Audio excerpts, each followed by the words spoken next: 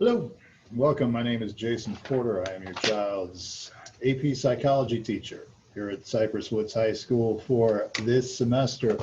This is a quick intro video on exactly what AP Psychology is. If you are a student and you are watching this, that means you're watching it either before you get to school because you kind of want to see what's going on, or you missed the first day of school and you've gone to the website to look at this video because you missed the introduction that everybody else got, or if you're a parent and you're curious, that could be another reason that you're watching it right now as well. I'm going to make this kind of quick. Everything here we're going to talk about in class, so if I seem to be going fast, it's just because I don't want to overwhelm you with information, because most of you guys are going to be seeing this again. But I just want to give you a general feel and take care of any anxiety you may have coming up here. And anxiety and psychology, how they go together. Here's what we got. AP Psychology. It's a great class. I've been teaching it now for some 8 years. Here's how the grades break down very simply, the nuts and the bolts that everybody's curious about. Major grades, such as tests, will be about 60%. Assessments will be 20%. Daily work will be about 20%. And that's something we've always done. It's always been like that. It's always worked. Here's what's different this year. The test grades. Obviously, 52 questions, multiple choice. There may be a little bit of a variation on that as I get closer to figuring that out, but we're going to have a test for every unit. FRQs, we used to do those in class, and I give you 25 minutes to complete the FRQ in class. This semester, fall of 2020, we're going to have to do these at home because we don't have the 5 or 6 excuse me, class days to give up to do it. So we're going to be doing these at home, excuse me, this semester, and you'll have plenty of time. I will tell you at least 3 or 4 days before they're due. They'll be posted 3 or 4 days before they're due. But I think midnight on Mondays is when I'm going to make them due. I'll probably assign them Thursday or Friday, midnight Monday. So you don't necessarily have to do it over the weekend. You could wait till Monday if you wanted to, or you could do it sooner as well. Daily work, notes, vocab, that's pretty standard stuff. It's these guys right here. This is what you'll be turning into me. Let me give you a better example. If you go to my website right here, let's pretend that was a hyperlink and I pressed it.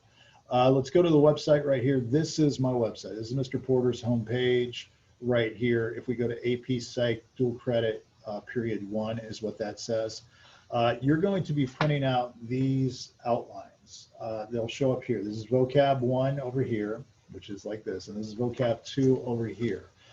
You'll be, if you're in class face-to-face, you probably want to print these out, bring them to school, and you can take notes as I'm going through it, or you can look at the material ahead of time, however you want to do it. Those of you guys who are at home, you probably want to print these as well. Now, what if I don't have a printer? If you don't have a printer, what you do is you come over here, you download this document, and then what you would do is you would fill in these lines and type it in, and then save it as a Word document and do it like that. Or if you need to churn it in as let's say you write it, and you don't necessarily have to make a PDF. You could if you wanted to, but you could just take pictures of this and churn it in when it's appropriate. Every test, 2 of these will be due. Every test, those are going to be due. Now, as far as when tests are and everything else, if we come over here to Mr. Porter's class info, this right in the middle here, as it should pop up, is a tentative calendar for fall of 2020. Everything should be on here as it appears. Everything should be right here, and it should all show up. And again, these videos, this will be more populated once I get through with today, but that's all. Everything should be right there. And also your syllabus for this class will be down here under AP Psychology. This is your syllabus. This is the PowerPoint that I'm going through right now. And this video that I'm currently creating, we get in our flux capacitor and we go towards the future, it'll be right there when it's all said and done. But this calendar should show you test days and everything else. This has all of my classes. If we zoom in on this, it has my history through film, my psych element, and APDC are going to be pretty much taught the same. There's a little variation, but they're pretty much taught the same. I'm not going to reinvent the wheel there. Now, when it comes to the AP exam, we'll take a look at this where it says psych review material. Again, we gotta let it populate here. This is stuff that could help you on the test. You start off right here. This is a massive vocabulary list. I put this together and I update this every year. This is something that you can sort of print out. I'm gonna pause this real quick and grab something. Okay, back, had to grab this notebook. But yeah, what you can do is with this vocab, you can print it out and keep it in a notebook like this. So you kind of have a glossary that you can flip through. Also names that you need to know are over there as well.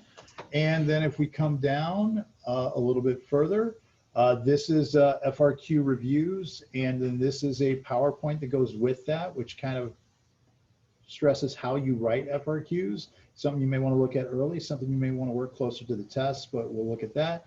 Here are AP practice exams from the AP College Board, some more there. If you need a book, and a lot of people, should I buy a Barron's book, a Princeton book, whatever, here's a copy of a couple of books that you're more than welcome to download and look at yourself. Steps to get a 5 and everything else. These have been publicly made available. I don't think this is illegal. But there's that stuff there, and then a bunch of crash course videos to sort of work your way through. And I guess a couple of them, the link has deteriorated, and I got to take care of that. So that's all your review material. Now, if you come back over here, let's take a look at Unit 1, just because this will be the first unit we're looking at. And again, I showed you where the 2 vocabularies were that are going to be due on the day of a test. What you also have here is your textbook. This is a PDF of the textbook that we're going to use in class. What I've also put over here for each unit, this textbook will appear again. In this particular unit, the modules are 4 through 8, those pages, history and approaches, those pages right there. If we were to jump forward, move myself, if we were to jump forward to Unit 2, you would see a very similar setup here where it's biology and nature versus nurture. And we would have, there's your 2 outlines, there's your textbook, there's the pages for that particular thing. Then when you get past that, here, what we have here are AP questions. These are questions that I've gathered from a number of AP exams. There's been 7, 8, 9 released AP exams. And what I've done with these AP exams is I've divided the questions by unit that we cover. For example, biology, nature versus nurture. This has been 9.9% of past AP exams. There's the percentage of those questions. And you can go through, and what this will do is it will show you the question, primary effect of the myelin sheath, what is it? And then you go to the next one, and then there's your answer. Then it's the next question, and then there's your answer. And you can use this to not just practice for the AP exam, but to practice for the test on this unit. Again, your test will be 52 questions. If you know these 129 questions, odds are you're going to do pretty well on those 52. Not only that, but I'm going to take some of these questions, a sprinkle of them, 5, 6, 7, 8, 9, 10 of them, and they'll appear on the exam. So 20% of your exam is going to be right there for you. Every lecture that we do in class is going to be right here on my website. For those of you guys who are in Schoology, if we come here and we practice and we go on to AP Psychology, if you are in Schoology and you're taking a look here, and this would be, let's say, Unit 1, you will see that, yes, there's the vocab, the sheet that I showed you over there. There is your lecture, and then there is the video. That's to my website, and it's all here as well. So there's the video. There's the lecture over that particular video. Now, again, the nice thing about having the lecture video there, whether you're at home or whether you're here, is if you didn't quite catch what I said, or you're at home and you had a technology issue, or your brain went to the Bahamas, whatever, you can hit here, and it's not like you've got to commit to a 37-minute video. I don't think I would do that. But if there was one particular thing that you weren't sure about, you could fast forward to that one particular thing, like action potential, which, by the way, is something a lot of people have problems with. You can go back and hear me talk about that again. If you continue to work your way down, and again, this is every unit. So those are all the lectures of this particular unit. A couple things this video will take a look at in class. Here are some crash course videos on this particular unit. These are AP review exam videos done by the College Board on this particular thing. So this is all material that can help you. This is Robert Sapolsky, brilliant man from Stanford University, does a lot of things on the brain there, and just other videos that can help you see particular things, and some articles down below as well. So if you're not getting it from me, you can get it from somewhere else, and find this information to sort of help you through it, okay? And let's go back to this from current. So that's my email address. Again, the website, which we just took a look at there as well. Now, the trick is we're short on time. We naturally, the fall semester is shorter than the spring semester. On top of that, we lost a couple of weeks in August. So I can't cover everything.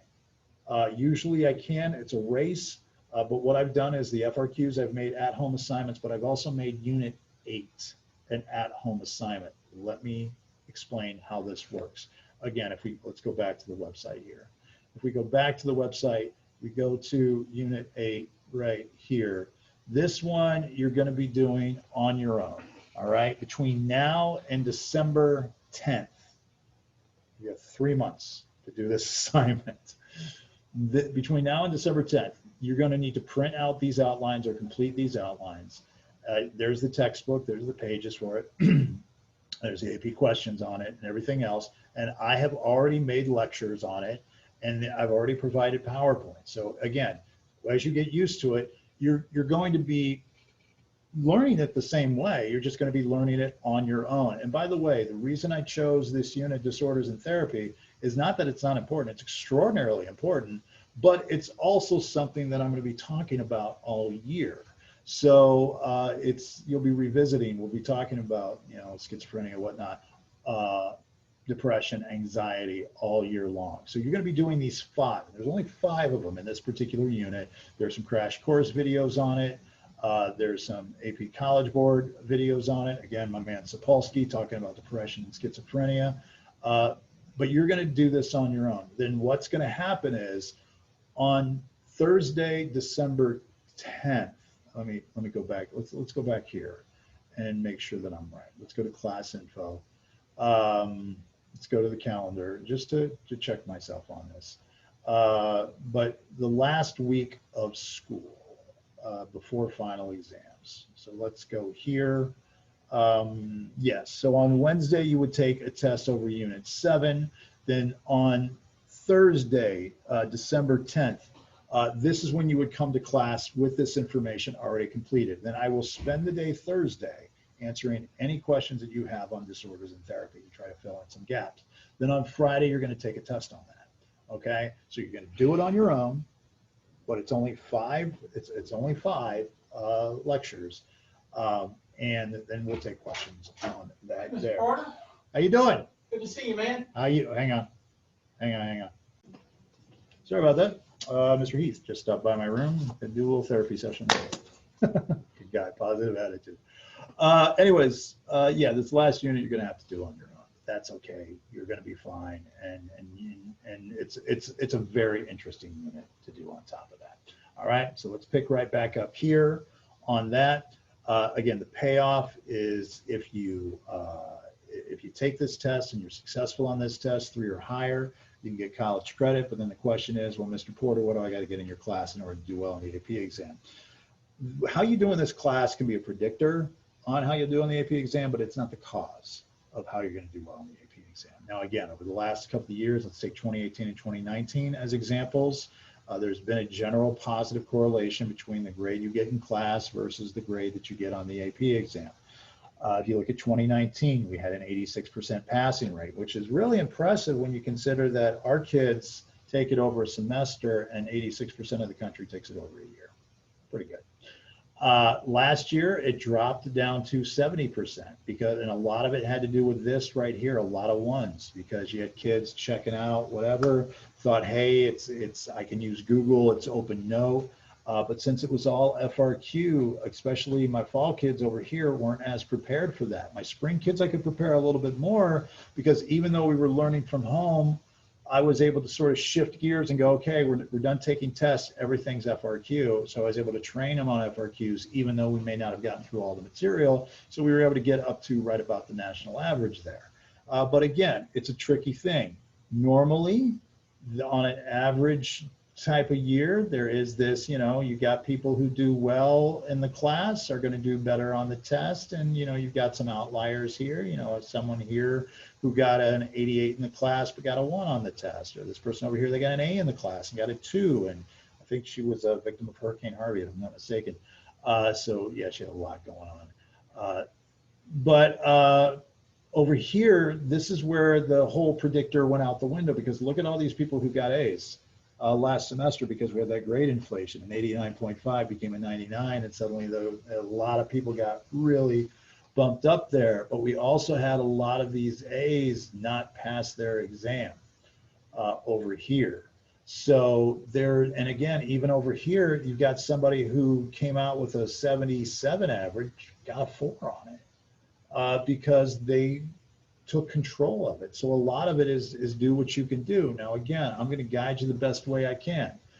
The advantage you have of doing my program the way that you can do it, you compare it to other schools that do it over a semester. The other Sidewood schools, we got this particular year at Stats 4, we had an 84% passing rate. They were at a 50. We were almost a point over their average. You look at we had 18 5s, 35, and the rest of the entire district combined. All right, we only had 6 failures at 108.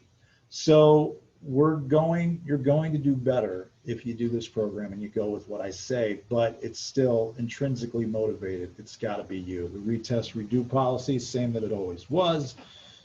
Trick here is give me a little bit of time to figure out how we're going to do this. If you're someone who's going to retest redo, we're going to have to do this in like a virtual after school Zoom session, or maybe we're going to have to do it at like 5 o'clock because you may be someone who's here and you're not going to be home by 2:50. We'll figure it out, but there's going to have to be a window where we can open it up and I can see you do it. Again, 1 retest, 1 assessment per 9 weeks. Cell phone policy, put it away, please. Pay attention, please. Again, you guys at home, I'm not going to be able to pay attention to too much that you're doing there, but again, get what you can out of this. The mask policy, if you looked at my other video, you already know my opinion on this. I'm coming to teach you, please, for my consideration, put it on. For the consideration of others in the room. No matter what your belief is on whether it's effective or not effective, just for their consideration, to remove their anxiety, put it on for your fellow man, no matter what your particular beliefs are. If you got to take a break from it, I mean, if you're sitting at your desk and you've got your little mask on like this, and you're behind the plastic, and just for a second, you got to kind of go, and then put it back, that's fine. That's fine, but don't this and that, and don't this guy, don't do that, because again, that's the same as making a baby wear a diaper like that. It's not how the diaper works. It's not how a mask works, please. Words of wisdom from the past. These are my past AP psychology students, what they've had to say about the class. If you want to pause that and take a look at that, you're welcome to. What we're going to talk about, folks, we're going to talk about a lot of big boy, big girl stuff. The great thing about psychology is we're going to talk about you. And this is all effective to you, but to sit here and say, oh, you need to leave politics out of it, you need to leave this racial strife out, no, we're diving in. We're diving in. Now, again, I'm going to talk about politics, but I'm not going to be political. Now, how do I juggle that? Here's how I do it, is we're going to talk about both sides. We're going to talk about, Democrats and Republicans and liberals and conservatives and why we've become more polarized as a nation. This guy has a lot to do with it. The fact that, when you're on Twitter and someone you disagree with and you block them, and, well, where am I getting my information from now? It's only being reinforced by me. The fact that a lot of times politically we're in abusive relationships. When you vote for somebody, you can't speak out against them because that means you voted for the wrong person, or you voted against someone. That means you can't speak positively about them because that means I made a mistake the way I voted. It's like, again, someone in an abusive relationship, all your friends can tell you he's cheating on you, he's doing you wrong, whatever else. But then if you admit to that, then you have to also come to the realization that you've been fooled for a while, and I don't want to look foolish. So all the confirmation bias, the cognitive dissonance, all these things that are involved in the public life, the nurture that we've been in, how some of us have been raised, and the racial strife that we have in this country, that we haven't all experienced life the same. Folks, let me explain something. It's not just race. if you are a child with brothers and sisters, you've been raised by different parents. Let me explain that for a second. All right, because they're not the same parents. If you're the oldest child, you were raised by inexperienced parents who didn't know a lot about being a parent. So they might have been overly cautious, took a bunch of pictures, whatever. Then if you're the youngest child, you were raised by more experienced parents and also probably the older children as well. So your experience growing up is different than your older brothers and sisters. You had a different environment, even though you had the same parents. And again, when we talk about electing politicians, we don't want to know the truth, and we'll talk about that. So it's not all politics, but the government teacher in me, the history teacher in me can't skate away from this. We'll talk about religion. We'll talk about all these particular things. There's no way you can avoid it. It's a big boy, big girl subject. You're getting big boy, big girl college credit for it. We're going to deal with some issues, but I'm going to deal with them fairly. I'm going to absolutely deal with them fairly. All right. Any questions, feel free to reach out to me. And that should wrap us up. When you're in class, there'll be a bunch of pictures here. There's a little bit about me. There's about my family. There's my wife and my kids. And again, that's all stuff I'll talk about in class, including my pets. And the reason I go over that in class, it's not to brag. They're worth bragging about. But it's because I talk about my family. I have to. I mean, it's a blended family. You go back here, you got, I've got 7 kids. I came in with 1, she came in with 6, but there's 7 amazing kids. I've got 3 in-laws, 1 son-in-law, 2 daughter-in-laws. So yeah, and they're amazing, and they've all been through things. There's anxiety in my family. I mean, I think every woman in my house has anxiety, including my 2 dogs. So we're going to talk about real issues. We're going to talk about my wife who suffers from depression, who's been very, very open about it. She used to come into class and talk about it, but I don't ever do that anymore because she's kind of healed from it and it kept picking at a scab. But an amazing woman, but she's given me permission to tell her story. And I have such an understanding of depression and anxiety. And that's the thing. One last thing before we move on. In psychology, you don't have to have something to have an expertise on something. Just because I'm not a woman doesn't mean I don't know things about women. Just because I'm a white male doesn't mean I know everything about white men. I don't have to be conservative to understand conservatives. I don't have to be liberal to understand liberals. I don't have to be racist to be empathetic towards people who are racist. It's fascinating to learn where that comes from and everything else. I don't have to be gay in order to understand a gay person's life. Having empathy is the key to psychology. So come in here with an open attitude, with an empathetic attitude, and you're going to do well. All right. If you have any questions, feel free to reach out to me and have a wonderful, wonderful day. See you soon.